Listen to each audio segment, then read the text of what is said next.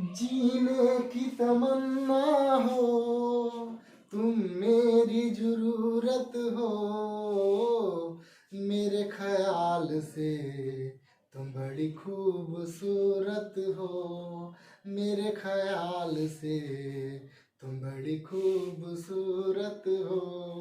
Hello दोस्तों, मैं ओम प्रकाश, आपका स्वागत है हमारे यूट्यूब चैनल चंदन क्लासेस पर।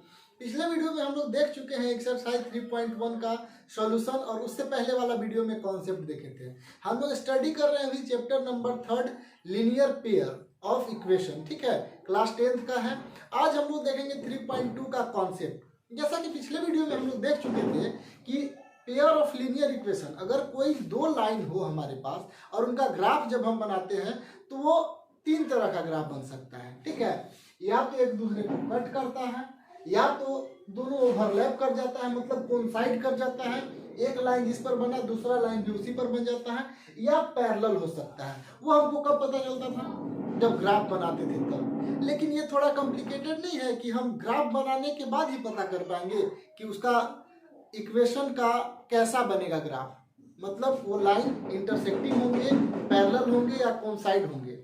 क्या ऐसा नहीं है कि बिना ग्राफ बनाए हम पता कर ले कि उस लाइन का कैसा ग्राफ बनने वाला है? वो लाइन, जो दो लाइन का हम इक्वेशन हमारे पास है, उसका ग्राफ हम बनाएंगे तो वो इंटरसेक्टिंग होगा, पैरेलल होगा या कोइंसाइड करेगा। इसी का हम लोग डिस्कशन करेंगे। दूसरा चीज, ग्राफिकल मेथड से हम सॉल्यूशन निकालने का कोशिश करेंगे कोई भी इक्वेशन का। सॉल्यूशन का मतलब क्या होता है? एक्स का वाई का वैल्यू निकालना। ठीक है, तो देखिए टॉपिक है ग्राफिकल मेथड ऑफ सॉल्यूशन।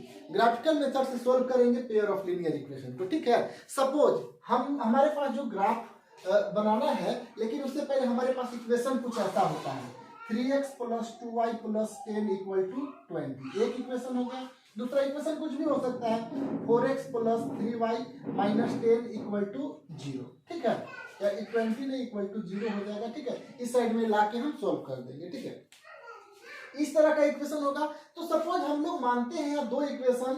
एक पहला इक्वेशन इस तरह a1x + b1y + c1 = 0, और दूसरा का इक्वेशन है a2x + b2y + c2 = 0, है ना। इसमें आप देखेंगे x का कोफिशिएंट, दो इक्वेशन है। इक्वेशन ये फर्स्ट सपोज करिए, इसको इक्वेशन सेकेंड हम लोग सपोज करते हैं। फर्स्ट इक्वेशन में x का कोफिशिएंट a1 है, y का कोफिशिएंट b1 है, और एक कांस्टेंट टर्म जैसा कि यहाँ 10 है उसको हम लोग c1 मानकर चलेंगे। ठीक है, और उसी तरह दूसरा इक्वेशन में x का कोफिशिएंट को हम लोग a2 मानेंगे, y का b2 मानेंगे, और कांस्टेंट टर्म को c2 मानेंगे। ठीक है, इस तरह हमारे पास दो इक्वेशन है। हम देखकर पता कर लेंगे कि ये दो इक्वेशन का जब हम ग्राफ ड्रॉ करेंगे तो कैसा ग्राफ बनेगा, इंटरसेक्टिंग, पैरेलल या कोइंसाइड करेगा। ठीक है, तो देखिए क्या प्रोसेस है, और इसके बारे में हम लोग एक टेबल बनाएंगे जिसमें हम लोग बहुत सारा चीज स्टडी करने वाले हैं। देखिए सीरियल नंबर 1, नंबर 2, नंबर 3 है, और इस साइड में हम इस कॉलम में बनाएंगे पेयर ऑफ लीनियर इक्वेशन। ठीक है, जैसे एक इक्वेशन ऐसा है, एक इक्वेशन ऐसा है, तीसरा केस में ऐसा इक्वेशन है। अब हम कंपेयर करेंगे a1/a2 कितना आता है, b1/b2 कितना आता है, c1/c2 कितना आता है। अब कंपेयर करेंगे, पहले तो a1/a2 निकालेंगे, b1/b2, c1/c2, और इस कॉलम में हम लोग कंपेयर करके हम लोग ऑब्जर्व करेंगे कि आखिर क्या मिला a1/a2, b1/b2 और c1/c2 करने के बाद। उसके बाद हम लोग कंक्लूजन निकालेंगे कि ग्राफिकल रिप्रेजेंटेशन कैसा होगा, क्या ग्राफ इंटरसेक्टिंग होगा, या वो कोइंसाइड करेगा, या पैरेलल होगा। उसके बाद यहाँ हम लोग को पता चलेगा कि अगर कैसा ग्राफ बन रहा है तो सॉल्यूशन कैसा होगा। ठीक है, तो आप समझ रहे होंगे, पहला में पेयर ऑफ लीनियर इक्वेशन लिखेंगे, इसमें a1/a2 का कंपेयर इसमें लिखेंगे, b1/b2, c1/c2 क्या आता है वो लिखेंगे, और ये a1/a2, b1/b2, c1/c2 तीनों का कंपेयर करने के बाद जो आएगा इस कॉलम में लिखेंगे। उसके बाद इसमें हम लोग कंक्लूजन निकालेंगे, और उसके बाद हम लोग पता चलेंगे क्या सॉल्यूशन कितने मिलेंगे, और इसमें हम अपने तरफ से लिख देंगे कि आखिर कैसा ग्राफ बनेगा। ठीक है, तो पहला देखिएगा, समझिएगा, आपके एनसीईआरटी बुक का ग्राफ है तो हम अलग से नहीं बना रहे हैं। नंबर 1 में एक ऐसा हम इक्वेशन, केसेस, 3 केस हमारे पास बनते हैं। एक तो लाइन इंटरसेक्टिंग होता है, एक कोइंसाइड कर जाता है एक दूसरे पर, और थर्ड होता है पैरेलल होना। ठीक है, तो देखिए पहला केस में हम क्या कर रहे हैं, कोई इक्वेशन ऐसा ले रहे हैं x - 2y = 0 and 3x + 4y -20 = 0। ठीक है, इसमें हमारा a1 क्या होगा, x का कोफिशिएंट को a1 बोला जाता है, आप देख रहे होंगे, और a2 क्या होता है, y का कोफिशिएंट को, कांस्टेंट टर्म को यहाँ क्या बोला जाता है, C1, तो यहाँ C1 क्या है, 0 है। आप कंपेयर करके पता कर सकते हैं। A2 क्या होगा, 3, B2 4 होगा और C2 -20 होगा। ठीक है, हम कंपेयर करेंगे A1 बाई A2, तो A1 है हमारा 1 बाई A2 3। इसमें B1 बाई B2 अगर करेंगे तो B1 -2 है और B2 4 है। -2 बाई 4 फाइनली कितना आ जाएगा, -2 बाई 4 -1 बाई 2 आ जाएगा, है ना, -1 बाई 2 यहाँ लिख दे रहे हैं साफ। थर्ड क्या है हमारे पास, C1 बाई C2, C1 क्या है 0 और C2 -20, 0 अपन -20। अगर कंक्लूजन निकाले तो हम लोग को पता चला A1 बाई A2 और B1 बाई B2 आपस में इक्वल नहीं है। C1 बाई C2 तो पता ही नहीं चल पाया। खैर दो ही चीज से हम लोग को पता चल जाएगा यहाँ, अगर A1 बाई A2 और B1 बाई B2 नहीं होता है आपस में इक्वल, तो ग्राफ इंटरसेक्ट करेगा पक्का। आप बहुत सारे ऐसा इक्वेशन पेयर बना सकते हैं, पेयर इक्वेशंस का पेयर बना सकते हैं, और आप जैसे ही देखेंगे कि A1 बाई A2 और B1 बाई B2 अगर है तो उसका ग्राफ पक्का एक जगह पर इंटरसेक्ट करेगा, इंटरसेक्टिंग उसका ग्राफ बनेगा। और उसका मीनिंग क्या होगा, एग्जैक्टली एक सॉल्यूशन होगा, मतलब x का सिर्फ एक वैल्यू होगा और y का सिर्फ एक वैल्यू आएगा। ग्राफ ऐसा बनेगा, एक दूसरे को कट करेंगे, मतलब अगर ऐसा कुछ x एक्सिस y एक्सिस है तो उसका ग्राफ कहीं ऐसा होगा, x को और y को एक जगह पर कट करेगा, आप कहीं पर कट कर सकता है। ठीक है, तो ये हम लोग को पता चला इससे कि अगर A1 by A2 is not equal to B1 by B2 आता है तो इंटरसेक्टिंग लाइन होंगे और उनका एक एग्जैक्टली एक सॉल्यूशन होगा। दूसरा है क्या, एक इक्वेशन हम अपने से लिए 2x plus 3y minus 9 equal to 0 and 4x plus 6y minus 18 equal to 0। इसका अगर A1 देखेंगे तो 2 है, A2 4 है, A1 by A2 2 by 4 cancel out करेंगे तो 1 बाई 2 आएगा। B1 बाई B2 देखेंगे, B1 3 है और B2 6 है, 3 बाई 6 1 बाई 2 आएगा। C1 C2 minus 9 upon minus 18 equal to 1 by 2। आप इसमें क्या कंपेयर करते हैं, तो A1 by A2, B1 by B2, C1 by C2 तीनों 1 बाई 2, मतलब तीनों आपस में इक्वल हुए। जब तीनों इक्वल हो जाएंगे तो कोइंसिडेंट लाइंस बनेंगे। कोइंसिडेंट, एक लाइन जिस पर गया दूसरा लाइन भी उसी पर कवर कर देगा, मतलब कोइंसाइड कर जाएंगे दोनों। पहला इक्वेशन अगर ऐसा बना, पहला इक्वेशन का ग्राफ, तो दूसरा भी उसी पर एग्जैक्ट आएगा, तो उस केस में हम लोग बोलते हैं कोइंसाइड कर गया लाइन, मतलब कोइंसिडेंट लाइन होंगे। और उसका कितना सॉल्यूशन होगा, देखिए सॉल्यूशन एक्चुअली में होता क्या है, अगर दो लाइन का ग्राफ एक दूसरे को एक जगह कट करेंगे तो एक सॉल्यूशन होगा, दो जगह कट करेंगे तो दो सॉल्यूशन होगा। अब एक दूसरे पर ओवरलैप कर गए तो कितने सॉल्यूशन हो सकते हैं, हजारों करोड़ों अरबों, मतलब इनफाइनाइट जगह पर एक दूसरे को टच किया या कट किया कर सकते हैं। तो इसलिए उसका कितना सॉल्यूशन होगा, इनफाइनाइटली मेनी सॉल्यूशन। क्यों, क्योंकि वो इनफाइनाइट जगह पर एक दूसरे को कट कर रहा है। मतलब अगर दो हमारे पास इक्वेशन है टू वेरिएबल का और A1 by A2, B1 by B2 और C1 बाई C2 आपस में इक्वल आ जा रहे हैं, तो समझ जाइए उसका कैसा ग्राफ बनेगा, कोइंसाइड कर जाएगा, कोइंसिडेंट लाइंस को कहलाएंगे। ठीक है, और एक पैरेलल का केस देखते हैं। एक इक्वेशन अपने से लेके x plus 2y minus 4 equal to 0 and 2x plus 4y minus 12 equal to 0। यहाँ पर A1 बाई A2 देखिएगा क्या आ रहा है, 1 बाई 2, A1 बाई A2 का कंपेयर इसमें लिखा गया, इसी तरह से सब लिखा गया। B1 बाई B2 क्या होगा, 2 बाई 4 दैट इज 1 बाई 2, और C1 बाई C2 आ गया minus 4 upon 12 that is equal to 1 by 3। आप देख रहे हैं कि A1 by A2, B1 by B2 तो इक्वल आया, लेकिन C1 बाई C2 इक्वल नहीं आया। A1 बाई A2 भी 1 बाई 2, B1 बाई B2 भी 1 बाई 2, लेकिन C1 बाई C2 1 बाई 3 आया, मतलब third C1 by C2 equal नहीं हुआ। तो इस केस में अगर A1 by A2, B1 by B2 equal हो गए और C1 बाई C2 इक्वल नहीं हुआ, तो उस केस में लाइनें पैरेलल होंगी। ठीक है, और पैरेलल होंगी, और जब पैरेलल होगी तो कितने जगह एक दूसरे को कट करेंगे, एक भी जगह नहीं। और एक भी जगह अगर कट नहीं करते हैं तो कितना सॉल्यूशन होता है डियर, कोई सॉल्यूशन नहीं होगा। ठीक है, तो फाइनली हम लोग को क्या पता चला, तीन टाइप का ग्राफ बनता है। एक तो इंटरसेक्टिंग, पैरेलल और कोइंसिडेंट लाइंस होते हैं, कोइंसाइड कर जाता है। पैरेलल कब होता है डियर, जब A1 by A2 equal to B1 by B2 is not equal to C1 by C2, माने दो आपस में बराबर है, इक्वल होगा और थर्ड अनइक्वल हो जाएगा। और कोइंसाइड कब करते हैं, मतलब कोइंसिडेंट लाइन कब बनेगा, जब तीनों आपस में इक्वल हो जाएगा। और कंपेयर जब हम करते हैं इंटरसेक्टिंग का, तो A1 by A2 is not equal to B1 by B2, बस दो कंपेयर करें, इक्वल नहीं आया, थर्ड क्या आया उससे मतलब नहीं है। A1 by A2, B1 by B2 बस बराबर नहीं आया, इक्वल नहीं आया, तो हम समझ गए कि ग्राफ कैसा बनने वाला है, इंटरसेक्टिंग ग्राफ बनेगा, ठीक है। तो इस तरह से हम लोग सीखे। अब यहाँ थोड़ा सा कंक्लूजन में लिख दिए हैं, इंटरसेक्टिंग कब होता है, जब a1/a2 is not equal to b1/b2। Coincident कब होता है, जब तीनों आपस में equal, a1/a2 equal to b1/b2 equal to c1/c2। और पैरेलल कब होता है, जब a1/a2 equal to b1/b2 is not equal to c1/c2, ठीक है। एक छोटा सा और चीज हम लोग को सीखना है, ठीक है, उसके बारे में हम लोग डिस्कस करने वाले हैं आगे।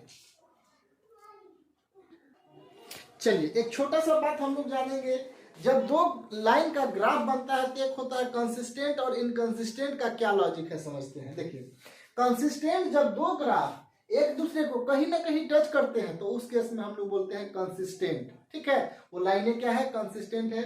और अगर उनका ग्राफ एक दूसरे को कहीं नहीं टच करता है, मतलब पैरेलल होगा तभी नहीं टच करेगा, उस केस में हम लोग बोलते हैं इनकंसिस्टेंट। तो देखिए जब कोई लाइन का ग्राफ एक दूसरे को इंटरसेक्ट करेगा उस केस में भी हम कंसिस्टेंट बोलेंगे, और अगर कोइंसाइड करेगा उस केस में कंसिस्टेंट बोलेंगे। लेकिन जब पैरेलल हो जाएगा, पैरेलल कब होता है dear, a1/a2 is equal to b1/b2 is not equal to c1/c2, उस केस में क्या होता है, पैरेलल। तो पैरेलल वाला केस को हम लोग बोलते हैं इनकंसिस्टेंट, और बाकी कोइंसाइड वाला और इंटरसेक्टिंग वाला कॉन्सेप्ट, इंटरसेक्टिंग और कोइंसाइड वाला केस को हम लोग बोलते हैं कंसिस्टेंट लाइंस, ठीक है।